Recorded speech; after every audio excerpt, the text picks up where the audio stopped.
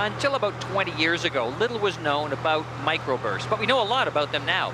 And when it comes to general aviation aircraft, especially those flying close to the ground, the effects can be dramatic. Microbursts, in a sense, are an explosive downdraft produced in areas of unstable air, such as found in thunderstorms. Less than 3 miles wide, they can contain winds up to 140 knots. A microburst is created when a large mass of air comes down to the surface as a severe downdraft at very high speeds.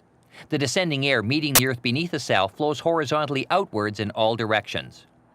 At cruising altitude, the wind shear created from downdrafts may not be much of a problem, but during an approach or takeoff, there's a greater need for caution. On takeoff, an aircraft passing through a downdraft near a thunderstorm cell may encounter rapidly changing wind shear of a headwind, followed by a downdraft and a tailwind. Studies show at typical low-altitude encounters of wind shear below 500 feet above the ground, there are only about 5 to 15 seconds available to recognize a sudden descent and recover. With an average duration of only 2 to 3 minutes, microbursts are short-lived and difficult to detect, so it's easy to see why one aircraft during a takeoff or landing can observe smooth conditions while the next can be affected by dangerous winds.